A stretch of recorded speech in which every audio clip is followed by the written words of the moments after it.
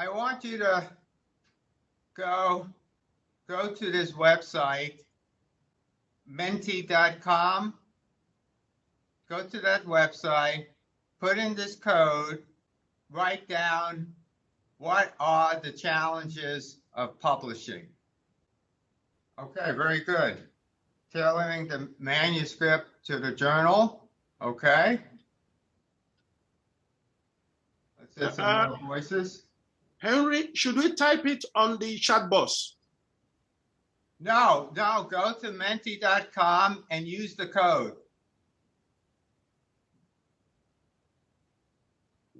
Because I want to capture the thoughts and have everyone look at the thoughts, and these thoughts will be captured on the video.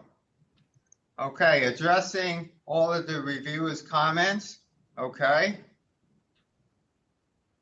Emmanuel, hopefully that is responding to reviewers' comments.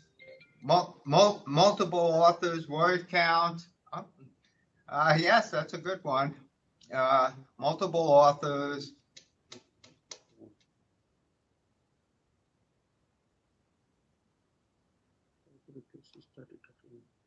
Language, okay, all right. And I'm assuming the written language. I myself feel a little confused when I submit a manuscript and I get a comment saying the manuscript should undergo some English editing. But be that as it may, choosing an appropriate journal, order of authors, comments are not clear, having cohesive, clear narrative. Oh, cohesive, I like that word, cohesive narrative.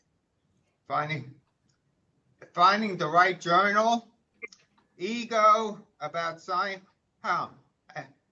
Someone has to explain more what that means. Ego about scientific writing. Scientific writing skill, concise language. Okay. Finding a suitable journal. Let me have to get the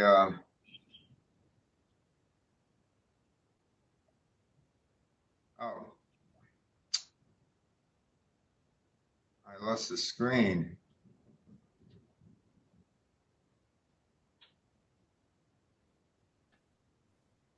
Okay. Oh, here we go. Time to write the paper. Cost of publishing. Authors contributing as they should. That's a very good point. Fitting in with journals, scope, high impact fact. Okay. All right. So as you so let me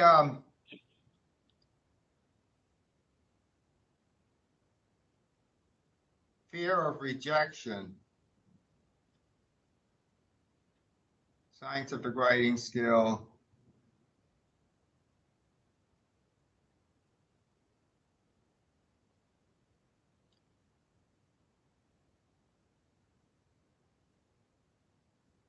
all right, very good. These are good comments. Let me start to summarize. So one is the scientific writing, which we are obviously addressing in this course, and a good segue into Isabel's presentations today, and concise writing. Let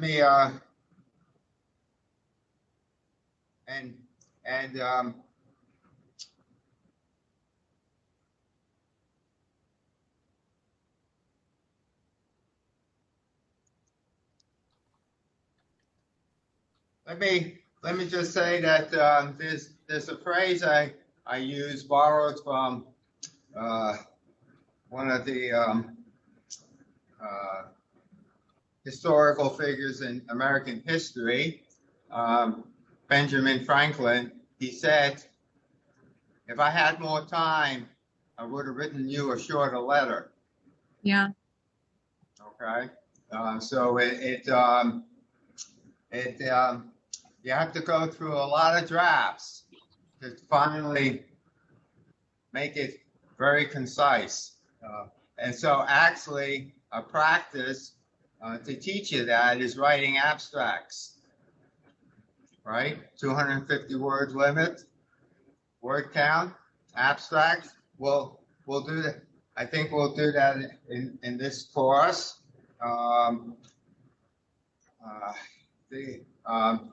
Picking the right journal, and I think Isabel, we talked yesterday about, right? You're gonna start talking about that either today or tomorrow. I think today even. How to pick the right journal. The other major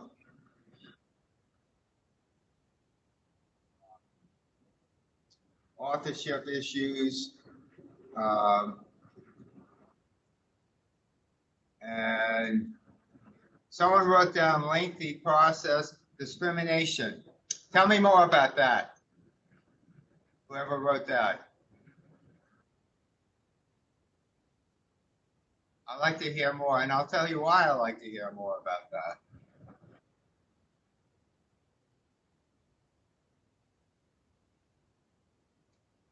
Anybody willing?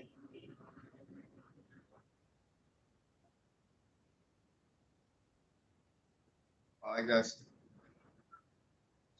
it's okay to remain anonymous. The reason why I'm focusing on that is that we're actually doing a study in which we're trying to catalog the challenges of publishing. And well, this is specifically to the Arab region with my Arab colleagues, but it pertains to any region that is non-Western.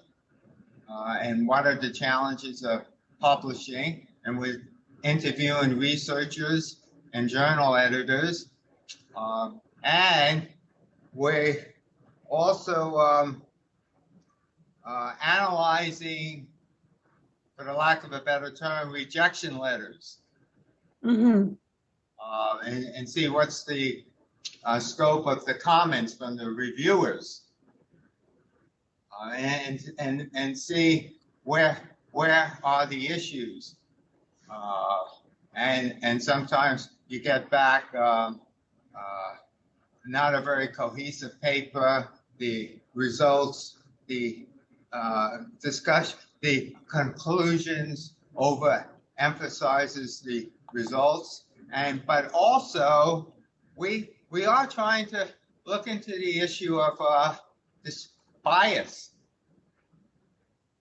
and whether there is bias towards non-Western writers, and so that's something to look at. And the other issue that you all wrote down here, not all, but a lot, is responding to the reviewers. And we're going to have practice. We're going to have a session on that and responding to reviewers. How to respond to reviewers respectfully, or how to disagree with reviewers respectfully. One time I was addressing reviewers' comments, and I wanted to hold my ground on what I wrote. And one of my co-authors said, how could you disagree with a reviewer? You have to agree with them. I said, no, you don't. You can hold your ground with a good argumentation. And one time I had this reviewer who kept on disagreeing with me. And finally, the editor, and the last communication was the reviewer said, I recommend rejection. And the editor accepted the paper. So there you go. So there is the concept of responding respectfully to the reviewers. The tone of voice is very important, and so we'll analyze how to do that. So a lot of people are writing in the chat box.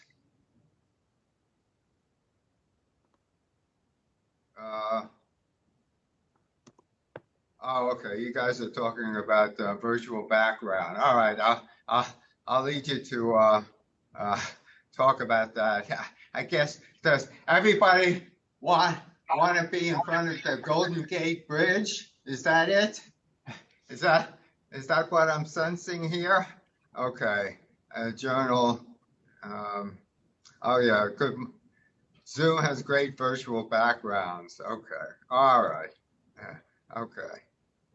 All right. And actually, I'm not happy with my actual background here. I'm thinking about bringing in some paintings to put on that wall there. Okay. This is a rather barren conference room I'm in. Okay. All right. Sarah, thanks for shining some light on your face. Thank you very much. Okay. Very good. All right. So some discussion. You all wrote some wonderful things here. Some discussions. From personal experience that you may want to share with us as you get to know this group better.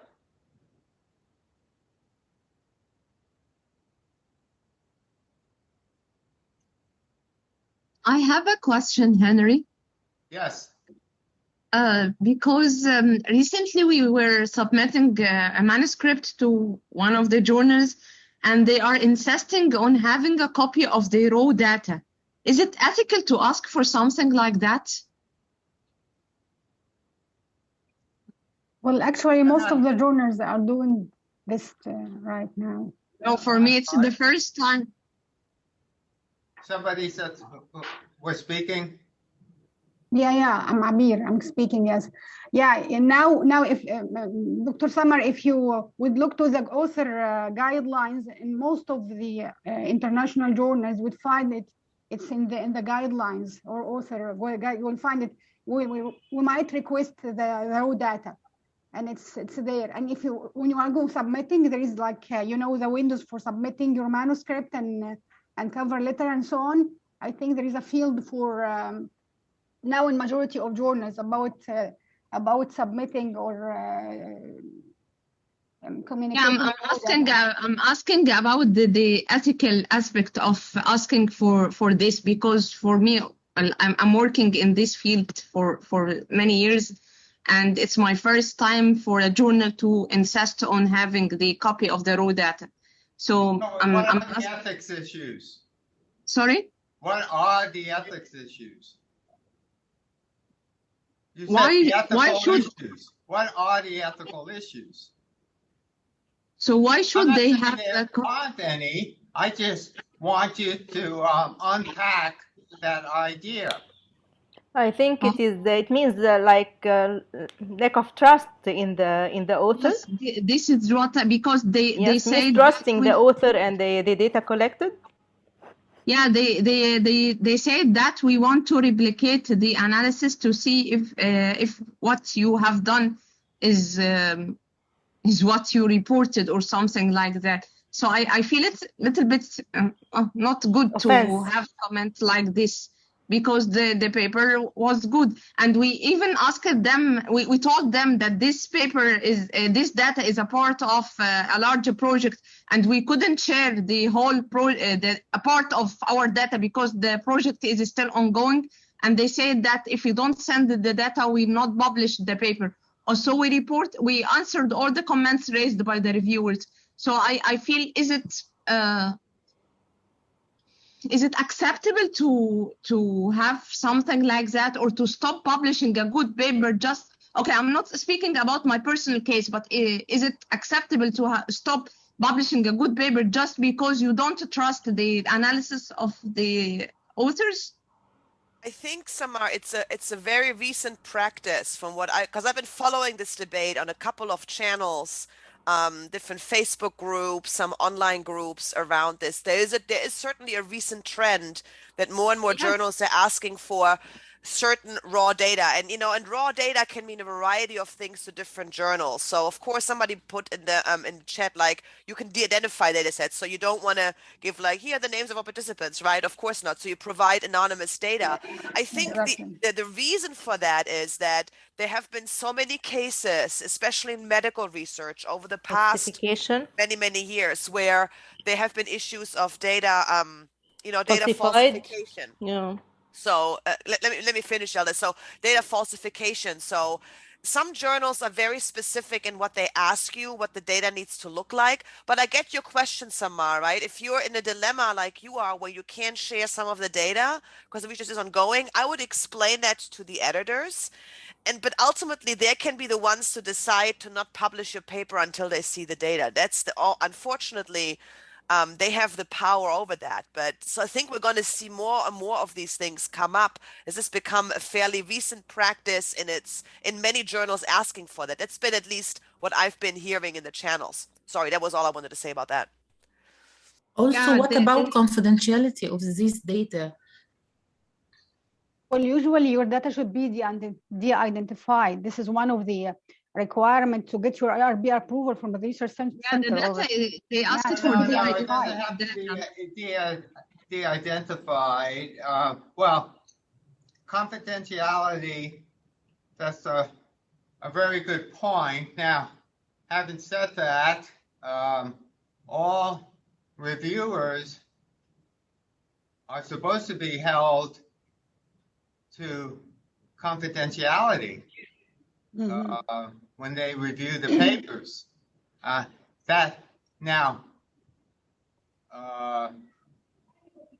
trying to think back. When I review papers, I don't actually sign a confidentiality paper, but one of the rules of the game is that I accept to hold the confidential the paper itself. That has to be in order to have a good reviewer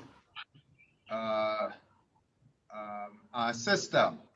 Everybody has to be held to the highest level of confidentiality. And in fact, that's why I had you all sign confidentiality statements, because you all are reviewing other people's ideas about research. And I know a problem, at least in the Arab region that I heard, and is that investigators are concerned about sending their proposals to the Research Ethics Committee because they're concerned that the IRB members will take their ideas. And in fact, there's been cases in which the Research Ethics Committee has disapproved the research, and all of a sudden, the investigator sees that their ideas are being published. Yeah. So Yeah, that's a big concern. But now the data are supposed to be held to confidentiality protections.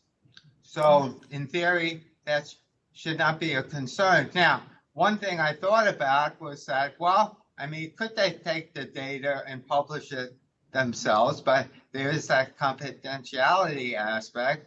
Also, more and more journals are requiring authors to make their data accessible to the readers to have to indicate how the whole concept of data sharing. So they have to indicate where they will post the original data, or if they they have to make a statement that upon reasonable request from a reader, they will make their data accessible.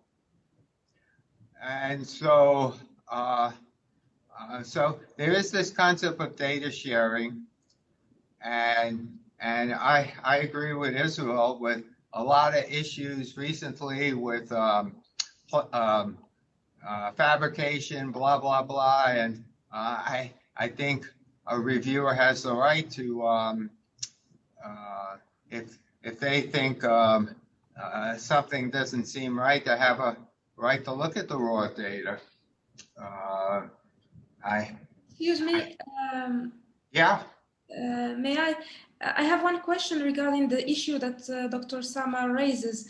In that case, could the authors just submit the charts where they gather all informations, or they have to submit actual forms that have been filled? No, they ask it for the the Excel sheet, so they don't want the forms. They want the data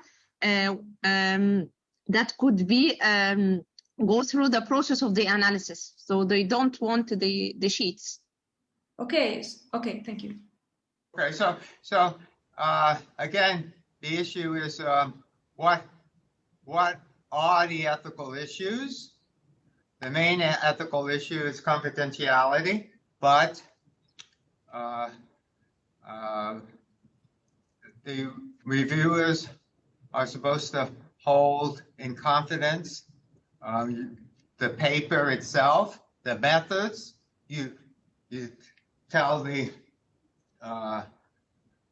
reveal your methods in the methods section, and if there's trust in confidentiality, I'm not seeing the other ethical issues. Well, Henry, can I ask a question, please? Sure. Now research committees and they're they are mostly they are discussing the researcher ethical issues. But how about the what is being discussed now? The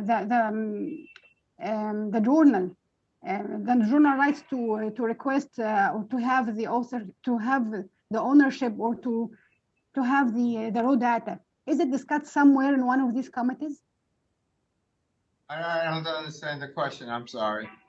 I mean the research committees usually discussing patients' rights and participants' rights, research misconduct on the part of the researcher. But how about this issue? The journals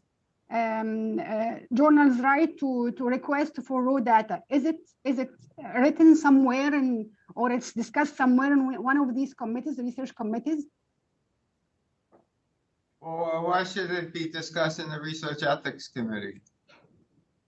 It should be regulating. I mean, research committee should be regulating everything, not only the researcher and the participants. I'm sorry, I'm still not understanding your question. Maybe someone could help us out here. There's a gap. Okay. I think it is not in the guidelines or the role of the committee to decide what will be used from the research in the publication. Especially they are requiring just the raw data in Excel sheet. They do not want to the real participant, the anonymous participant. So the raw data doesn't include any identifiable human data Yes. of the human. So researchers committee, they don't need to protect the participant here. Mm-hmm. The issue has been a lot, what I've been seeing, the discussions around the reason why journal editors and reviewers are asking, or the journals are asking for the raw data, is particularly when it comes to sort of statistically significant results, right? Whatever p-values or whatever other statistical analyses we use. That's, I think, that's where a lot of the falsification has been happening. Or with some certain work, like there have been instances where some of the figures and tables weren't really accurately representing the actual findings from, your Excel spreadsheet or whatever, whatever program you use to collect your data. So it's really I included some 3 different links in the chat for folks to look at. I'm going to post these also later on the class, but those are different sources. And one of them actually explains, and it's an older one from 2014. It comes from the company called Editage, and Editage is a for-profit proofreading service, but they do have some nice free material and have a blog. And somebody asked about what is raw data, and they provide some explanation about what do journals mean when they talk about raw data. So if you work with human subjects, they're protected, right? If you share the data, it feels a little weird because it's like, wow, is somebody trying to quote unquote steal my data? But that's really not what's happening here. It's really about I think it's a good thing because it increases transparency around the conversations around results and the meaning of those results. So that's one, maybe a positive spin on that. Can I ask a question? Thank you. I would like to add something before asking a new question. Can you give me the chance? Wait, Thomas. Yildiz? Yes, I want to know if the qualitative research and qualitative data, how can they use it? I don't understand. What do you mean? How can we use If I'm using qualitative data, which the quotes and themes, how can the publisher or the journal require this kind of data? They are not in Excel sheet. They are just like videotaped or audio taped and then transcripted in themes. How can they? I guess you're asking, could they request a transcript? Yes. Well, what do you think? I think no, they shouldn't. Why do you say no? Because anonymity here is like jeopardized. They may say their name or. Well, you're not supposed to have names in transcripts. Yes. That's number transcript, one. yes, but the video tape or the audio tapes. What about the audio tape? Maybe they are talking. To be destroyed, right? Sorry? The audio tapes are supposed to be destroyed once it's transcribed. It should be. It should be. All right. Okay. Tama. Yeah. Yes, I would like to talk about secondary data analysis.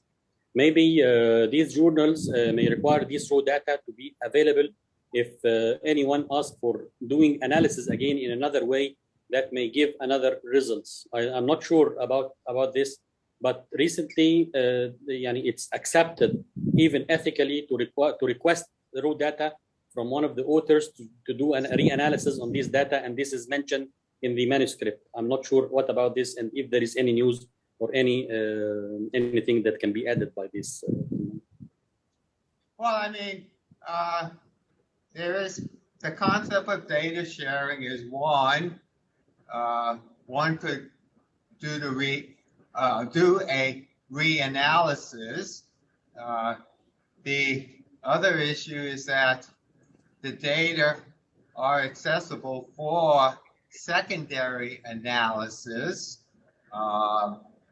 which now we're talking about another research project, in which case, if someone is doing a secondary analysis, one needs approval from a research ethics committee to do secondary analysis. But the whole concept is that one time I served in a clinical trials network at the National Institute of Health, and we had guidelines about data sharing. And the concept was that we would not share the data because we knew other investigators outside of our group would want to take the data and do secondary analysis. However, we didn't want other investigators doing secondary analysis until our papers were published. And then after we published our papers, then we would have the data available for secondary analysis, but we would have a committee. It's almost like a biobank, and I don't want to have a lengthy conversation about this, but we had rules that investigators, if they wanted to do secondary analysis of our data, we would have a committee to look at the requests. Now, one could say that should we have that control, or the Research Ethics Committee have the control about secondary analysis? That's a very important issue that we could address at a later time. Henry, Okay. I added an article. The last link that I added is an article at Sage that is called, it might be interesting for us to read together at some point. It's called Open Data in Qualitative Research. I just sort of glanced over it. Oh, And it okay. kind of describes a little bit some of the debates around the nature of secondary data analysis when it comes to qualitative data and some of the complications around it, and summarizes some of the discussions. It was published in 2019, so it's fairly recent. So this might be a good piece for us to look at some point. Oh, okay. I would like to look at that as well, because sometimes I do secondary analysis of my own qualitative data. And, you know, that qualitative data is so rich that you could keep on analyzing that data for sure. So thank you, Isabel. Well, having said that, this has been a rich discussion, a lot to talk about. And now I have your comments about the publishing aspects and about data analysis and all that. So Isabel, I think we're ready to hear more stuff from you. Okay. Excellent. Very good. Do we need a quick 5-minute break or something before we delve into this? How do people feel? Quick 5-minute bathroom break, refresh your drinks. Agreed. Yes, excellent. So why don't we come back? Let me look at my watch here. So it's 7:43 on mine. So let's say we're back at like 10:50. That gives us actually an 8-minute break. I think that might be nice. So this has been the dense. So let's meet back at 10 to, in my case, it's 10 to 8 o'clock in the morning. For many of you, it's 10 to whatever time it is. All right. So I'll see you in about 7 to 8 minutes. Okay, very good.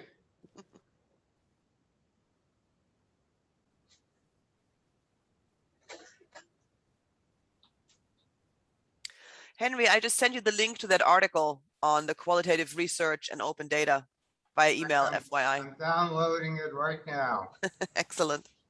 And Oh, somebody's asking how to access the links put in the chat box. I'm collecting all of them, so I will publish them in a Word document sometime on the Moodle, because I finally figured out how to do that again.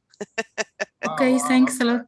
Sure. So either you can click on them now, copy and paste them, but you don't have to because it's sometimes hard to go through the chat, but I'll make them available. And I had some links for folks in my group yesterday as well. So I'm putting them up sometime today. Yes, I missed these links yesterday. Yeah, that's okay, Asma. I have them all. I have them all saved. No worries. Thanks a lot. Sure.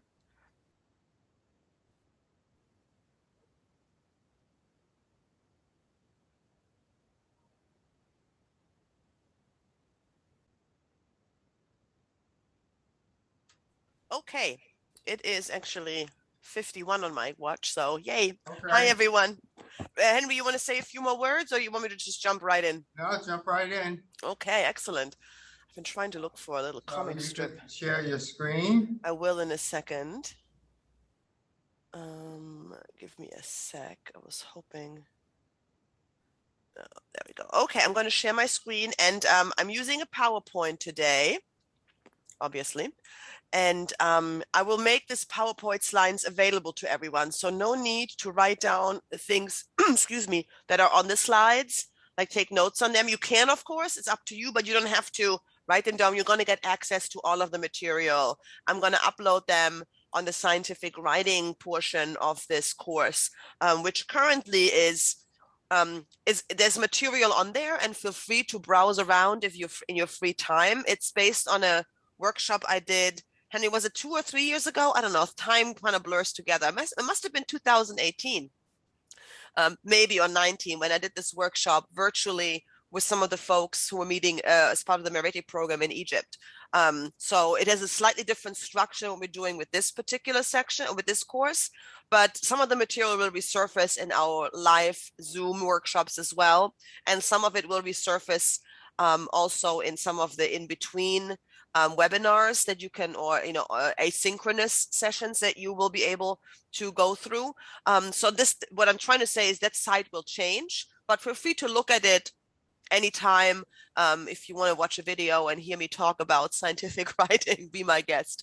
But I will update the material, and I will post all the material I'm using today as well. So I just want to make sure that everyone either received my email or was able to log in on the Moodle course, and you have the handout that we're going to use today, because I'm going to have you do some activities. And Henry, I will need your help at some point with getting folks into groups, into breakout rooms, because that's something I haven't done in a long time. So we're going to do some activities throughout the next hour and a half-ish. We'll see where that takes us.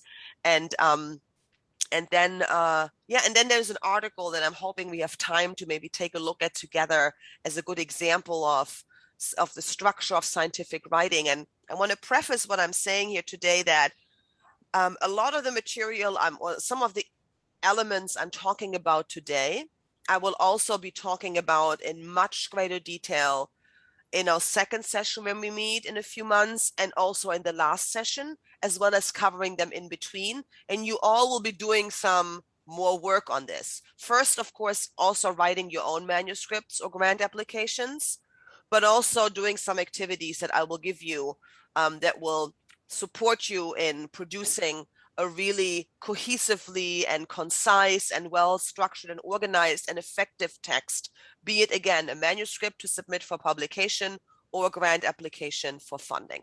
Okay, so that's our goal for today. It's a little bit of a teaser, right? A little bit, if you think of a movie, it's like it's a preview of the Isabel movie. Well, not really, but we'll do some work as well just to get you in the right mindset for where you are right now in writing your proposal, giving you some skills to make your proposal writing more effective, but also starting to think what your final product, and I'm going to assume for most of you it will be a manuscript, and if it's a grant application, similar rules apply. But I really want you to start thinking about what will your final manuscript look like, and what will it need to do to be effective in terms of being accepted by a journal. Will you have to do revisions? Absolutely. But everybody does revisions, but we want to get your papers accepted in the first round as much as possible.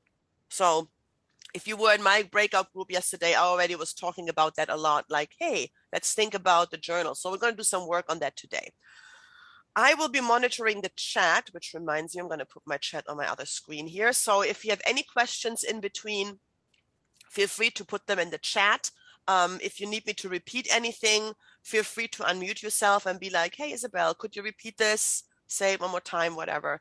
A little bit about myself. I'm originally from Germany, which some of you might or might not know. So English is not my first language. It's not even my second language. It's technically well, if you count Latin, it's I guess my fourth language, but I don't speak Latin, so I would say it's my third language. I learned Latin before I learned English. Lucky me. I've lived in the US since 1999, more or less, and I earned my PhD in American Studies, and I've worked in writing centers, particularly with science writers, for a long time. And now I teach, of course, at the University of Maryland, Baltimore, where I met Henry many years ago. So let me get started with the PowerPoint here. I also have a little bit of a Menti activity. So let me see, current slide, there we go. Let me switch my display settings so you'll see the large PowerPoint. Excellent.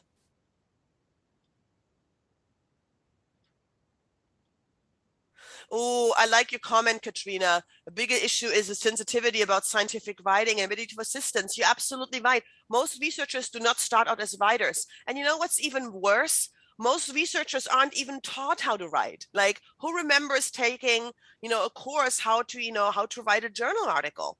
I mean, I didn't.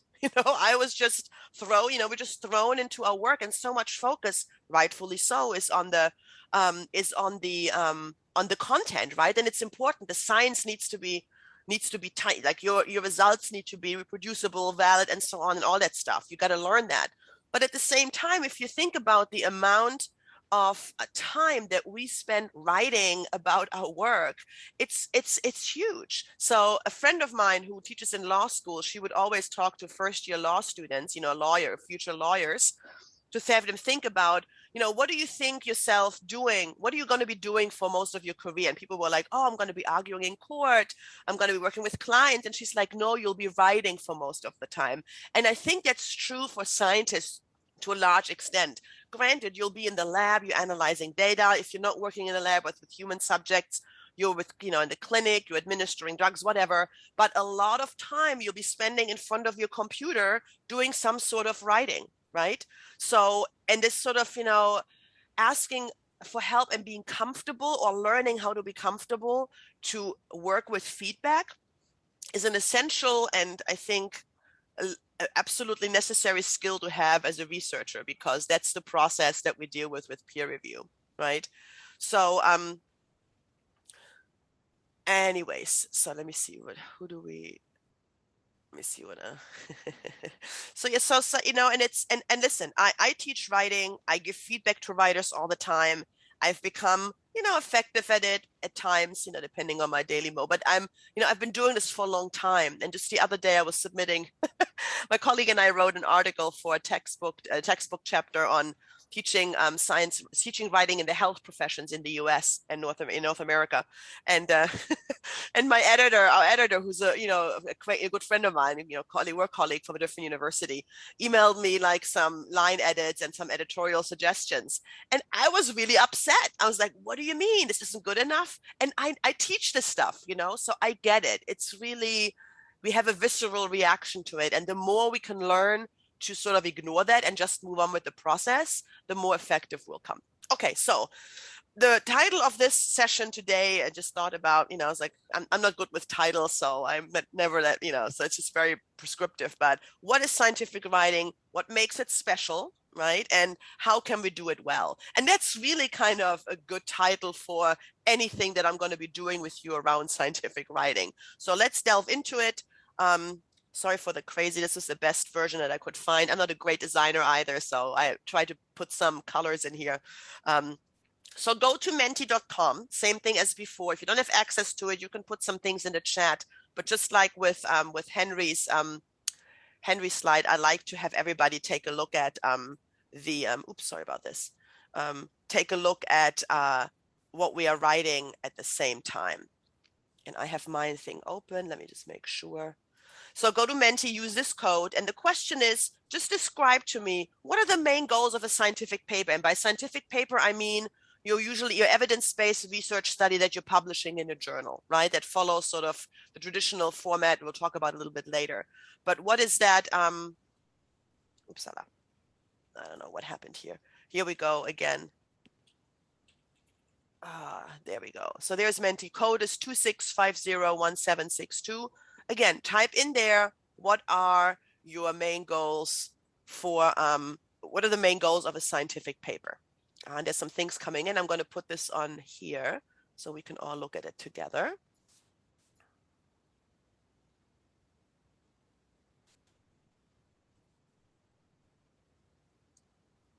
What's going on here? Isabel, what's the code?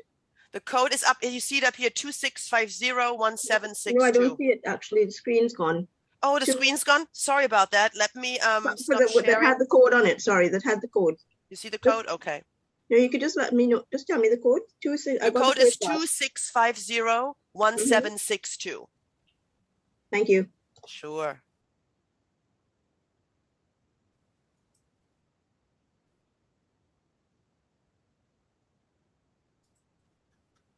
So here we have some things. I'm trying to get this larger, but there we go, maybe. No. So dissemination of results internationally to answer the scientific question, yes, to get the knowledge published, share experience and research results, reveal the unknown. I like this, reveal the unknown. And I'll talk a lot about the unknown research gap. Hold on, I'm going to share my screen again. Somehow it has stopped sharing. There we go. So you should be able to see all this now. Communicate the entirety of the study. Absolutely. I like the entirety of the study. That's a really nice way of putting that. Sharing the results with others, continuous recovery, and filling the gaps. Yeah. So this term of filling the gap, I will address over and over today. And that's really a driver of how to approach your research project and what that means. We'll do some activity around this too. Pass new information to scientific communities, a school, absolutely. Publishing, updated evidence. Yep. Let me see what else is coming in.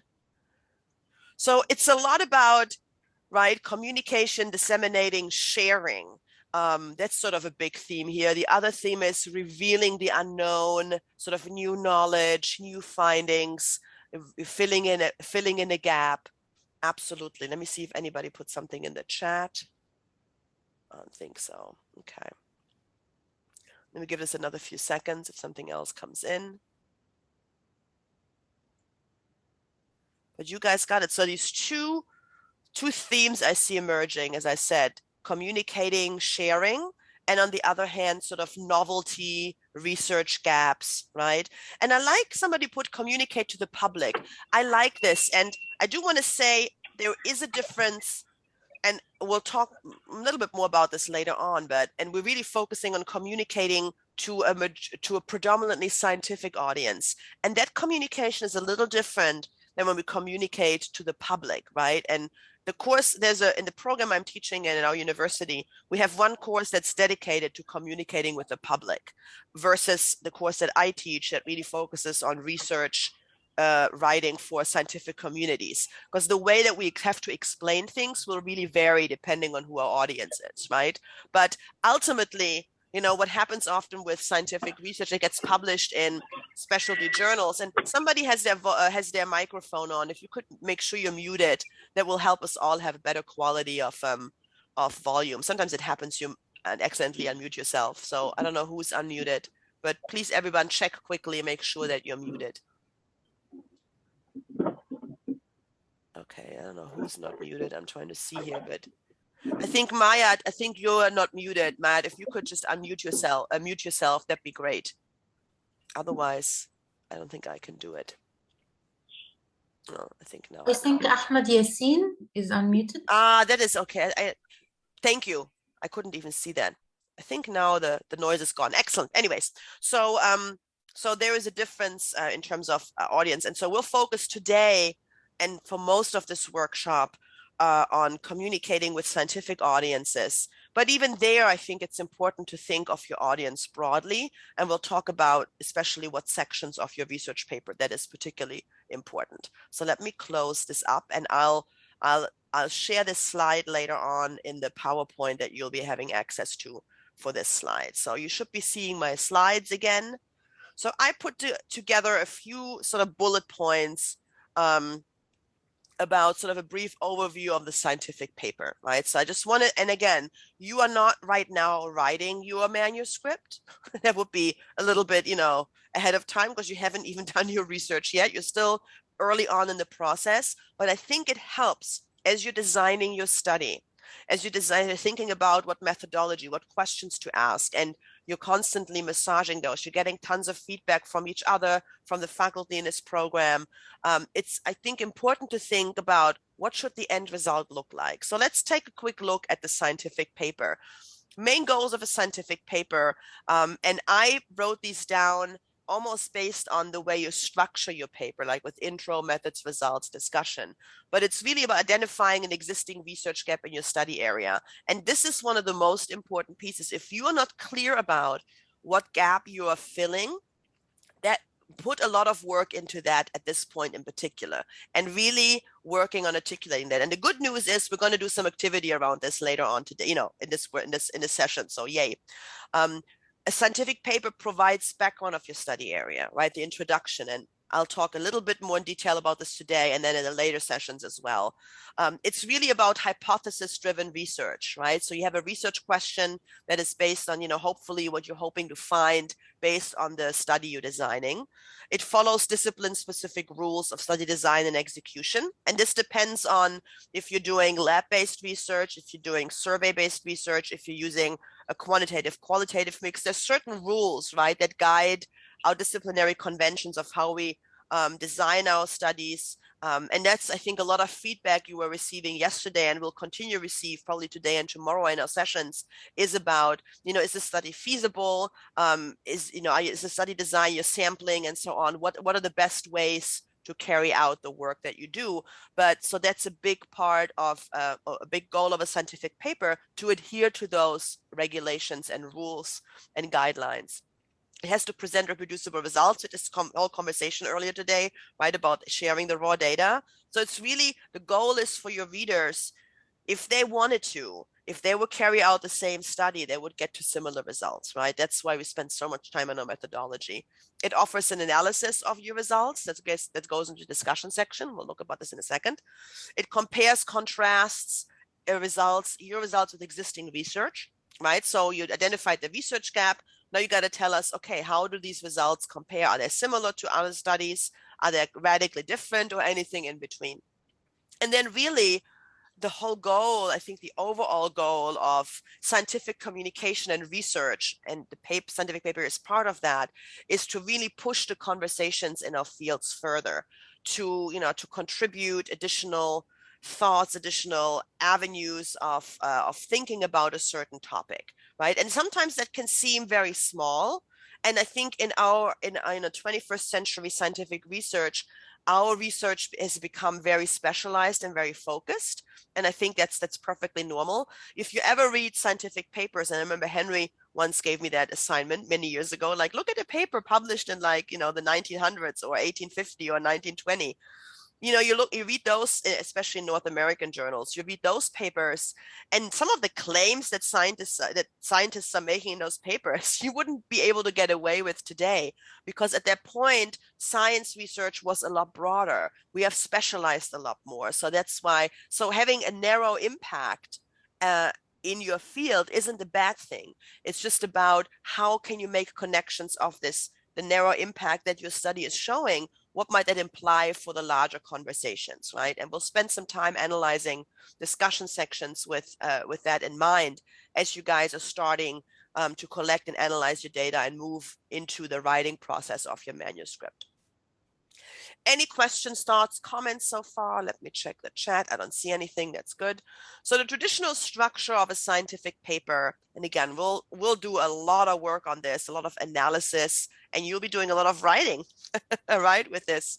And even if you're writing a grant application, some of the structure still applies to, like, NIH grant applications, for example, follow or include many of these similar components. But the traditional structure is the IMRAD. It's either spelled IMRD or IMRA. The A would stand right here. The A stands for and, right? So that's really it doesn't stand for anything else.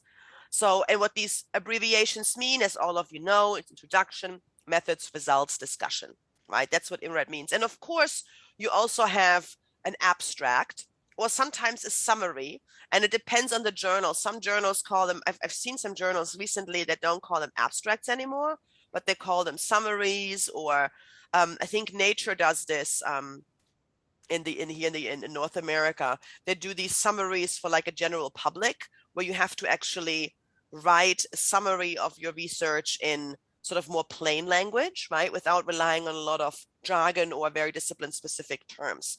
But the idea is that the classical journal article has an abstract, and it's quick summary of all the different parts. And we'll be doing some activities. I loved Henry talking about this earlier. We'll do some activities later on in our course, in the course of the next year, where we're going to be doing some abstract writing and really trying to get it to as small of a section as possible. Sorry, my kid was in the background. My husband is taking care of him today. So let me see, there's a chat. Let me make sure. Yeah, some journal need to write plain language summary. That's absolutely right, Kiev. That is a requirement. And I actually really like seeing this, because personally, as a as a non-scientist, I really appreciate when scientists put something in plain language. Yes, you're right, Erfan. Cochrane systematic reviews are, that's one of their major requirements. If you do a systematic review for Cochrane, Cochrane is a large database company. I think they're out of the UK, I'm not sure, but they publish a lot of systematic reviews. I do some work in some of my classes with some of my students. They write summaries of these Cochrane reviews, and some of them actually get their summaries published. So systematic reviews by Cochrane have really kind of pushed the envelope on this. There's always the plain language summary. And Nature Science, these two of the top high impact journals in North America around scientific research, they have a 95% rejection rate. So getting published in these, I don't think should be the ultimate goal of every scientist, because I think you can have a very successful career not publishing in those. But if you get to publish in those, just know how special it is. And they really have a slightly different way of doing things as well than your traditional research journal that is focused on a specific research community, right? So you have the Journal of Cardiology. Non-cardiologists will probably not read that journal, right? Because it's really focused on folks who are in cardiology. This is an example. Okay, so that's our traditional structure. And let me just review each piece. And what I did is I put it in question format. Like, what do we have to do in each of those 4 sections? I didn't cover the abstract because the abstract is a summary of all of these 4 parts. And we'll delve into this again and all of this in greater detail. But just to kind of get us all on the same page. And again, have you start thinking about these questions, these things that have to go into each sections as you're preparing your research proposal. I'm not asking you to write this article right now, right? Obviously you can, you have the data. But I think if you're from the get-go, from the first moment as you're birthing your research idea, right? As you're conceiving and thinking about what research to carry out, thinking about these components will really save you time at the end, because you're not suddenly like, oh my God, now I got to put it in this format. So let's look at what I put together here. There we go. So introductions, there's 3 major components, 3 major questions, right? That we have to answer. What do we already know? What don't we know? And what do we do? Or in the case of the proposal, what are we proposing to do? And I think that's a really great structure for you all to use as you're revising your research proposals, right? And many of you, actually all of you, are automatically doing it. All the research proposals I've looked at, I haven't looked at everyone's yet, but I will. So you'll get comments and feedback from me on some, on some of these soon enough. If you haven't already, but some written feedback as well. It's really about you all writing about like, hey, the problem is this, and this is what we don't know, and this is what my study will do, right? So this is kind of ingrained in the research process. But really, keeping this up front, like this is what your readers will expect, especially when you write the manuscript. Reviewers and editors will expect that you will answer those questions in your paper, in your introduction section. And we'll do some more analysis on these with examples, plenty of those throughout the course. So this is just the beginning, the teaser, right? The teaser to the Isabel scientific writing movie. Methods, the questions are very simple. What did you do? Who was involved? If there's people, mice, whatever, cell lines, whatever you do, surveys, right? Who did you interview, whatever. What did you use to do what you did? Like, did you use a particular survey? Did you develop it? Did you use, focus groups? So it's basically about what happened, like, what did you do? And it's probably the easiest section to write, because it's just basically, writing down, recording what you have done. It's a little harder right now to do that because you're proposing to do this and you're not really quite sure if it's going to work out, and you're getting tons of feedback on feasibility. But once you have your research plan set out, the method section is pretty easy to write down. And it's usually where I suggest to folks to start writing their manuscript. Results, very simple. What did you find? Right? That's the question that I'm asking when I'm reading a results section. What did you find? Of course, there's a whole lot more that goes into that, and we'll get to that in some of our more detailed discussions later on. But the basic question that's driving here, what did you find? Right now, you can't answer that, but you can predict, right? This is where, hypothesis-driven research, like what are we predicting to find? What are we hoping to find? So while you can't write this up yet, you can think about what you're hoping to find. And then the discussion section, again, right now, that is not something you'll be able to write. Bye-bye, sweetie. My son's saying goodbye. They're going to music class. Have fun, you guys. music class with little kids is basically just dancing wildly around and making noise. That's the music you get. Anyway, getting back to the discussion section. So the discussion, but it's important to start thinking about this, because this is the section, I think, in my own experience and working with tons of writers, that's the hardest to write. And again, we'll do a lot more work on this, but the questions here are really, what do your results mean in a larger context of your field, right? There should be a question mark there. Sorry, I forgot that. What limitations, strengths does your study have? What are future directions? What are the implications for practice, policy, etc., depending on, the parameters of your work? What does your study overall contribute to the field, right? So this is where we're pushing back into what's the big picture? What's the big significance? What's the significance of your work in a larger context? And again, that's something that you will not be able to really articulate until you analyze your results. So we're far away from this, but thinking about this ahead of time, and thinking about, so because you probably have an idea of what you're expecting or you're hoping to find, and hopefully your study will work out that way. And so being prepared for knowing that this is coming can really help even as early on in this process as you are right now. All right. The rest of this workshop, I want to talk to you about the importance of story, but I want to pause for a second and make sure that everybody is following. Any questions, any other comments on those 4 sections of the research paper? We'll talk, I have some slides later on about, some ways that can help you right now to how to, on a sentence level, how to write more effectively and tell your story even in this scientific communication that is directed towards a specialized audience rather than the public. Any questions, thoughts, comments? Go ahead. I think my question is not relevant to this, but usually we have a problem in study design. When we have to submit our proposal to IRB or anywhere, so I always confuse about the study design and sampling technique. Will you teach us this topic as well or not? Well, I personally won't, because I'm not an expert on sampling techniques, but I know we cover this, right, Henry?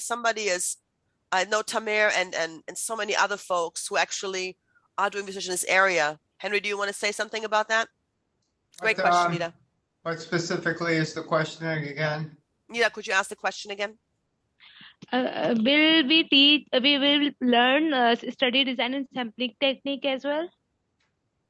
Will we be able to learn sampling technique and study design in this session as well?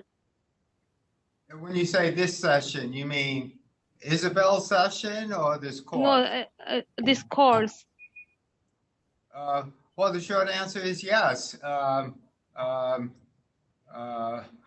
There's going to be a series of presentations and group work centered around study design. I mean, the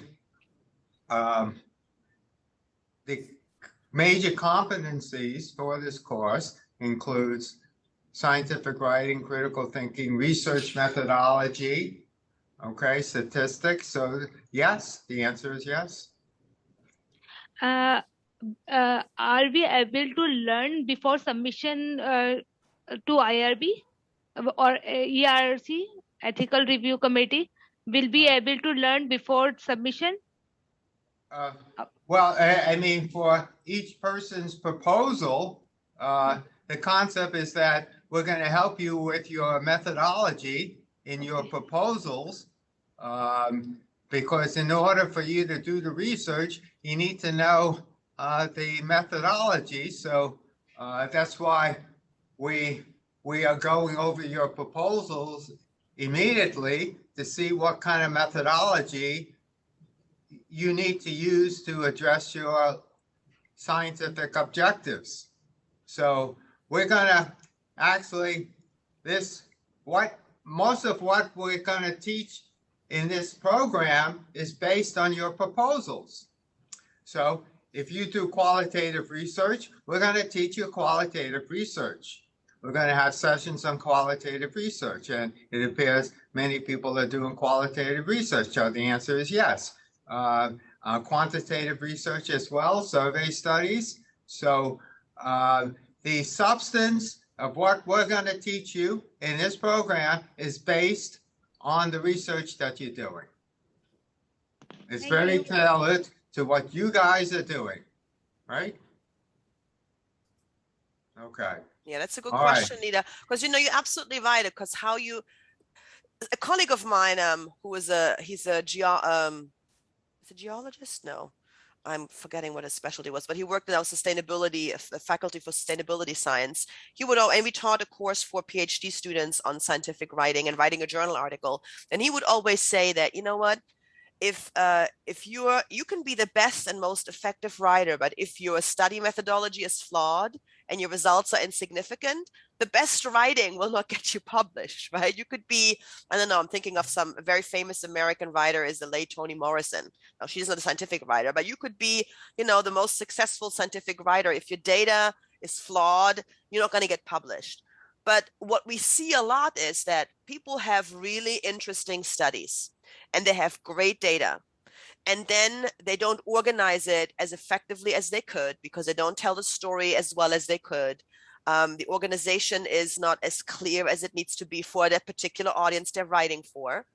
And the work doesn't get published. And that's a shame, right? So what I'm focusing on is assuming that your data collection, everything is straightened out, then we can talk about scientific writing. But since right now you also are writing a proposal, right? And all these scientific writing skills apply to that. I think it's important to to jump ahead a little bit to what your manuscript might look like, because it will affect also the quality of your writing right now. And especially it will save you time down the road if right now you're already thinking around what your manuscript might look like. But you're right, Nina, you need to have your methodology approved and your data needs to be, on spot. Any other questions? Oh, let me see. There are some chats. No, is it worth publishing when a well-conducted research study methodology did not fulfill the expected results? That's a great question. What do people think? So I'm reading this here. Somebody says, of course, we are looking for the general truth. We are not looking for the significant result or to prove our expected result. I agree with you, Kiav. And, it's funny. So the question was, is it worth publishing when a well-conducted research study did not fulfill the expected results? Yes, it is. And I sometimes see researchers being like, oh, I don't really want to publish this. But for the issue of transparency, I think we should. And we're doing, at my university, I do a summer workshop similar, well, not similar to this, but focusing on similar topics for postdoctoral fellows at our School of Medicine, who are all, doing biomedical research in a variety of fields. And we often, we review the different parts of a scientific paper. And then we also have a faculty panel of folks who have their own grants, their own labs, who've been doing this, we're publishing constantly, right? And all of them constantly say that even if your desired results didn't happen, but it is still a story to be told. And so definitely consider publishing it. Yes. Let me see. Of course, absolutely. We're looking for the truth. I would also be interested in improving my broad understanding about, like Rob mentioned yesterday, study type sampling methods. Yes. So you folks will get all of that. And somebody's saying negative results are important as the positive. I agree. I absolutely agree. And there is a tendency, I think, in terms of publication bias, right? To only I'm going to only publish the most significant results. But sometimes the results that didn't work out might tell a more interesting story and might actually be the ones who have much more of an impact on the research in general. So just keep that in mind. Any other thoughts, comments? This is great. I love that you're all putting stuff in the chat and communicating. It's super. All right. How are we doing in time here? We're totally out of time. Henry, you got to help me, keep me on track with time, because I have some more things to do, but I know we're already at 8:25 my time. Do I still have some time? That's your fault, Isabel. It's all my fault. You gave everyone this bathroom break. Oh, come on. It was 8 minutes. I still have until 9 o'clock, right? Always yes. So, just keep on talking. Yeah. I see, Abir, you make an important point. Researchers are not in a position to prove something, and that is a really important point. So, I would, the verb prove is a very complicated verb to use in research, right? Because technically we don't prove something. Our data might indicate, right? And we'll talk about some ways to talk about that too. So I like that comment. Thank you. Okay, so I want to spend some time with you to think about story. And so I'm not talking about fairy tale stories, once upon a time. They're very famous here in North America and Western Europe, where I grew up, the story of Cinderella, and I know there's different stories in your cultural context. So we all know the stories of, like, there's a hero or a heroine, or somebody does something significant, they save somebody.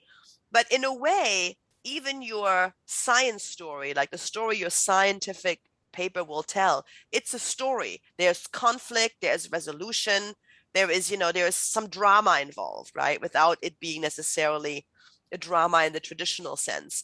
But I want you to think about story, because thinking about this even early on in the process right now can really drive how you select your study design and select, how specific your research question can be. When I was in a session yesterday in our cohort, which I really I enjoyed it so much.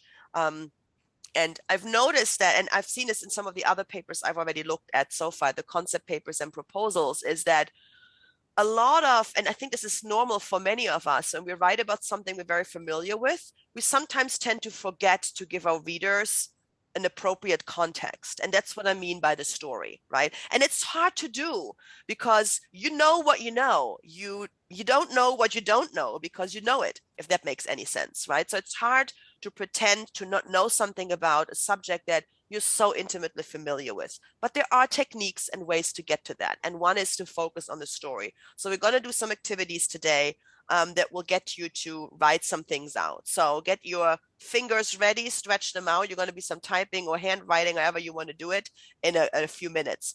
But let me continue my slides here.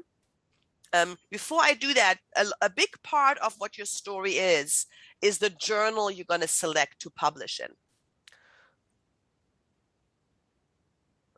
Oh, somebody mentioned something about the importance of a biostats person. Yes, absolutely. If you're not a biostatistician yourself, get to know somebody very intimately, because they're going to be very important. So journal selection. That's why we have Sama here. That's right. Okay? Yay! We have all the parts to the puzzle. Yep. So get on our good side very quickly. I'm kidding. We're all on our good side. Excuse me. So part of the story you're telling will depend on where you want to publish your work, right? So right now, even if you're still trying to figure out what your methodology might be, you need to think about what are some of the journals you want to publish in. And there's a couple of things to think about as you're selecting journals. And FYI, this will most likely change over the course of the next 4, 5, 6 months as you're conducting your study. And that's okay. Just because you're selecting 3 journals right now that you're thinking of doesn't mean you can't submit to to another journal down the road. But you want to start thinking about it. And most of you are probably already have a journal or 2 in mind. So one way to think about how to select a journal is if you need this article to become part of a tenure file, of a file for promotion, or for, you have to publish a certain amount of papers in a year, and it might impact journal, the ranking of the journal might be important. And ranking of journals, we'll talk about this a little bit later, depends on impact factor, site score.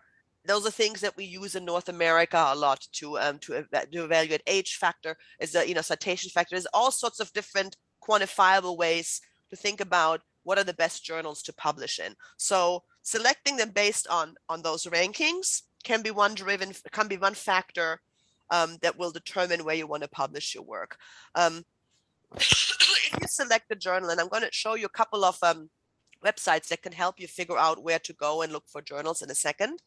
But you want to make sure that when you select a journal or two, thinking about a variety of journals where you might want to publish, make sure you read their author guidelines, the journal guidelines, very carefully, because you don't want to spend all this time coming up with a manuscript for a journal and then realize that they require a sample size that is beyond the sample size that you have, just as one example. Or they require particular, they might only accept papers that have been solicited rather than submitted blindly, whatever. So you don't want to avoid that. So if you know what your journals are, and I always recommend select 3 journals, look at them. Somebody said about, yes, we'll talk more about journal metrics at some point in the program. Absolutely. Yes, Jeanette, we will do that. So definitely, I have a bunch of slides on this, and I know some other folks have some information on this as well. We will talk about this some more. For now, just know that the one thing people always throw on is the impact factor. We use this thing called site score. I think it is an Elsevier thing.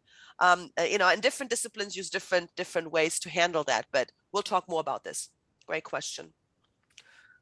Be a list to see predicted journal. That's right. Schemago. That's right. So journal quality. Yeah, that's a great suggestion. I'll put some of those links later on the Moodle site if you want to take a look at those.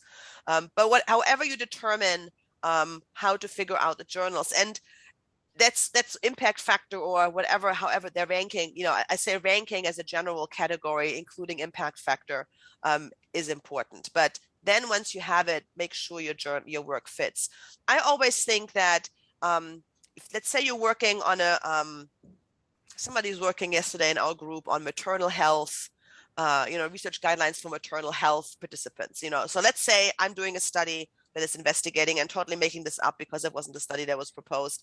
I'm interested in some sort of what are some ethical guidelines around pregnant women in their second trimester participating in research studies, right? So let's just go with that topic.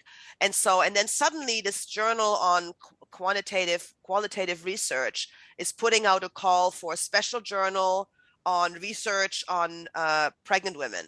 Wow, my work will fit in perfectly with that, right? So if you know of special journals, special issues within a journal or journals that you consistently read and consume yourself, if there's a specific CFP means call for papers, like it's a specific call for paper for a specific issue, that will increase your likelihood of your work being accepted. And if you just submit it to the Journal of Qualitative Research, and that's just randomly will select or will review papers, right? So keep that in mind, especially now as you're still designing your study. If you see some call for papers in some of the journals that you consistently consume and read, be on the lookout for that. One way to get informed about this, as many of you probably are, get on their mailing list, email list.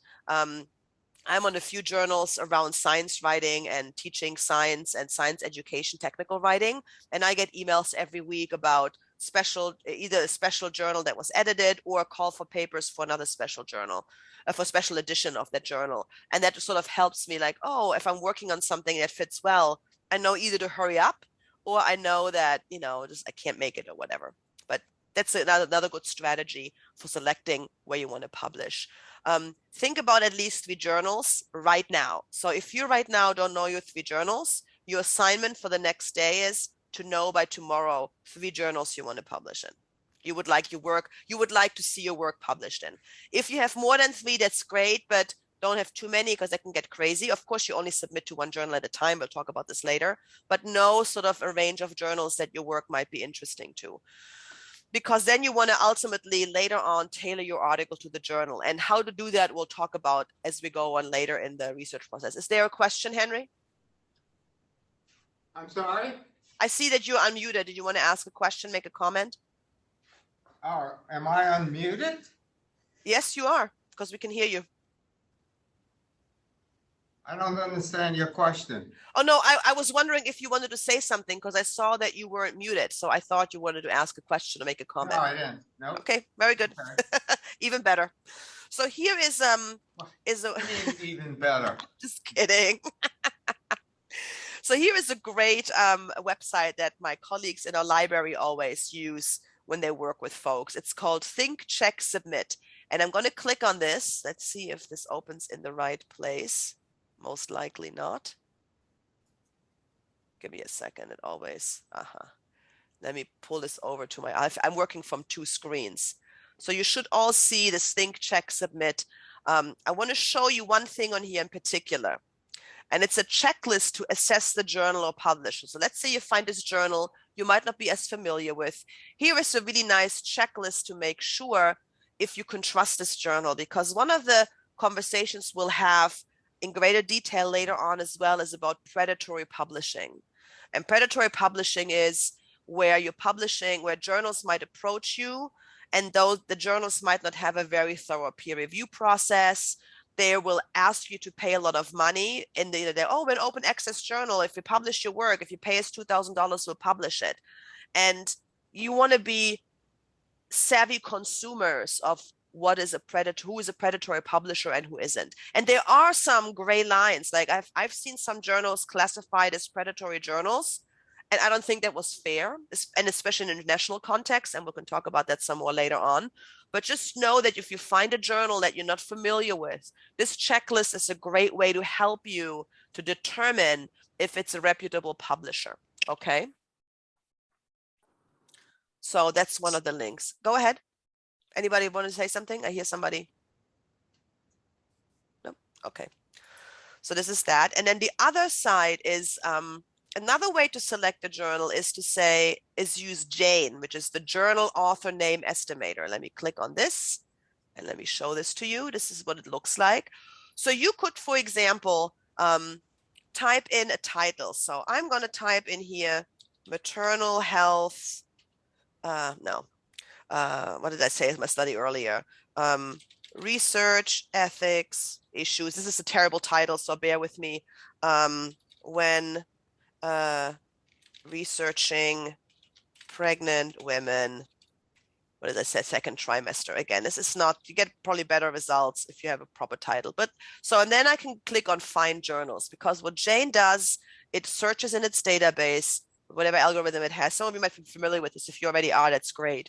But it will find journals where this might fit. So gait and posture, no. Journal of Maternal Fetal Neonatal Medicine, Physical Therapy Science. I don't know why the physical therapy comes in here, but so it gives me, with some confidence, it gives me some idea of some of the journals that this title might fit well based on the titles of journals or apps. You can also put an abstract in there based on an abstract. Where this might fit, and it also gives you different information about the journal. So here you have its index on Medline. This one is on PubMed Central. This is a high quality open access. So it already gives you an evaluation. It gives you an article influence, and you can even click on here and show articles that are similar. So it's kind of a nice way if you're like, gee, I can't think of any other journals to look for things. So we have here B-list, Cabell's list. Jeanette, I see your question about Cabell's list. We'll talk more about these lists, different, but it's another way to look at impact factor. Somebody's asking about selecting a journal from ResearchGate. Siti, can you tell me more about how you would select a journal from ResearchGate? Because I know ResearchGate I use it for accessing articles more than, so I'm not too familiar with ResearchGate. Can you tell us a little bit about it? If you can unmute yourself. If you're able to do that.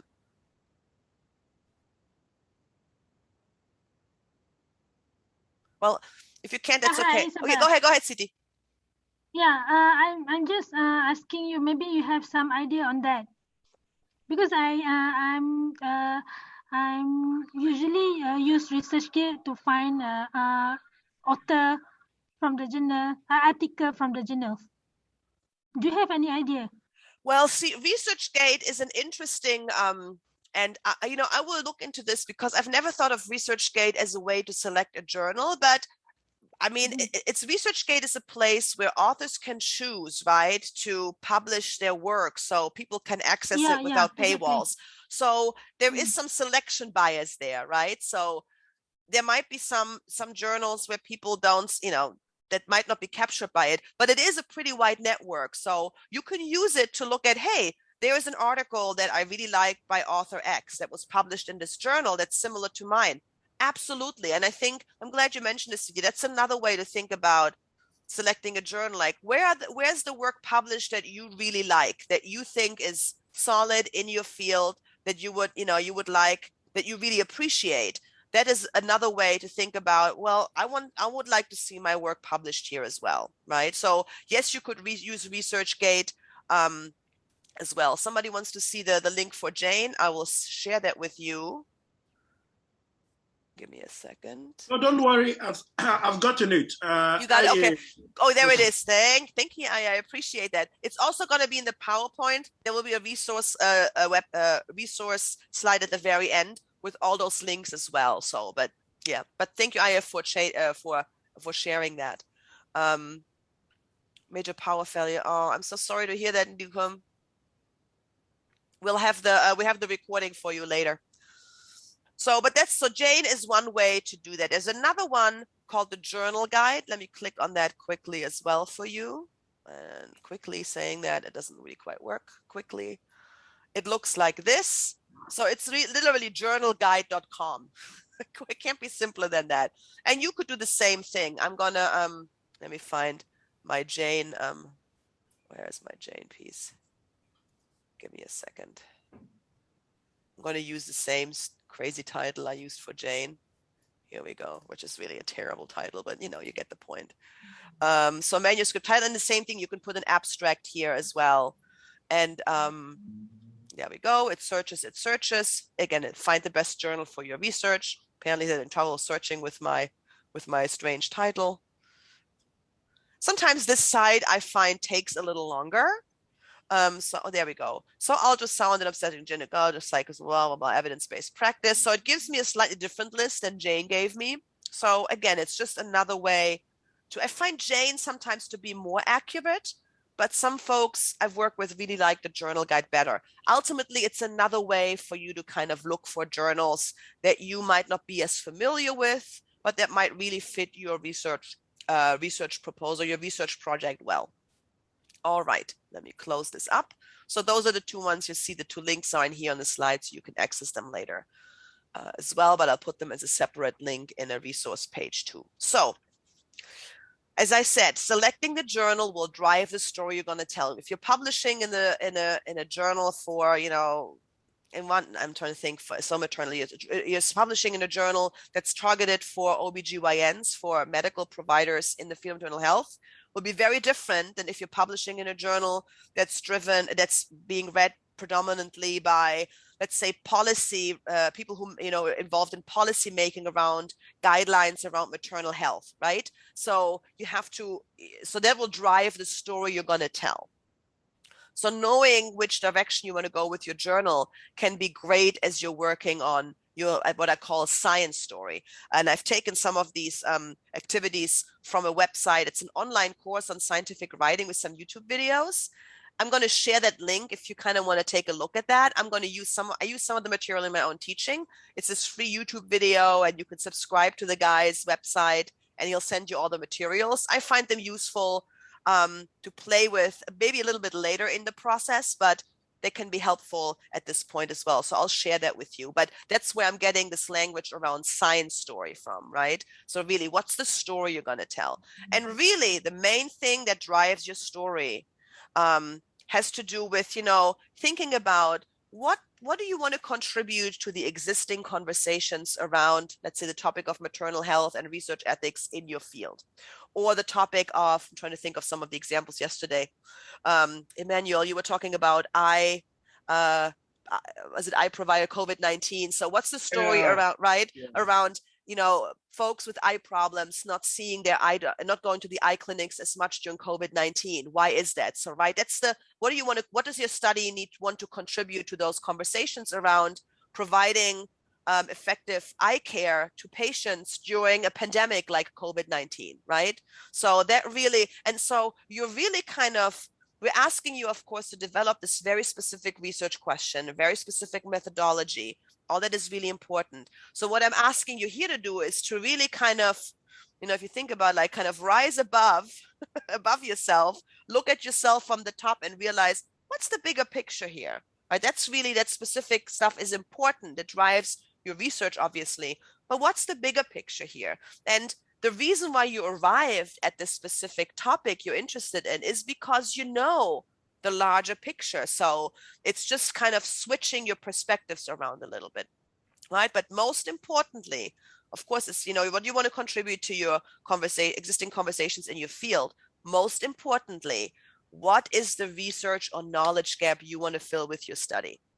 This is the most important question. If you want to put it on a post-it in your office, at home, on the refrigerator, that's what people do, you know, in the US, it's always like, put it on a magnet on your refrigerator. I don't know if other people do this in other places. My mother is like, why do you have so many magnets on your refrigerator? It's a very American thing, I think, but put it somewhere where you can see it, like next to your screen. What is the knowledge research gap I want to fill? Or however you want to phrase that, and really keep that first and foremost to the entire research process. And it might change a little bit, right? Or the focus might, you know, sort of calibrate itself a little bit based on what, you know, let's say, like Siti brought up this important point. Let's say you come up with a study design, you think it's all, you know, we all approve, you think, oh, it's great. And you go to IRB approval and they're like, you got to do things differently. Then you might have to change it a little bit, right? But it will probably go in a similar direction unless you change topics completely and then you look at a different research or knowledge gap. But what's the gap your work is going to fill? That is a question that, you know, if I call you at 3 o'clock in the morning and I wake you up and I ask you what's the knowledge or research gap your study wants to fill, you should be able to answer that to me in one sentence. Now, I'm not going to call you at 3 o'clock in the morning, I promise, but it's that sort of ingrained, really thinking about that constantly. And I think most researchers I've worked with do this sort of in the back of their mind, but they don't really put it as, you know, as a driving force into their work. And I think it really makes a difference the more you focus on what's the story, and this drives your story, the more effectively you'll move through the writing process, because that's what you can come back to, like, oh, I've written this paragraph. It doesn't really connect to the research gap. Let me toss it. Let me look at something else, right? So it can really help you with making selections, reviewing later on your own work, and so on. Let me see if there's no chats coming up. That's good. So let's take a look at the handout I've given you. There's one activity. I want you to take, let's say, 3 minutes. I'm going to time this, and I'm going to tell you when I start the timer in just a second. But I want you, and you can do this on the computer. You can do this by hand. But I want you to do some writing, whatever, handwriting, left, right, whatever, typing. Take a few minutes to write down the research or knowledge gap that your study will be addressing. And timer is on now. Giving you 3 minutes.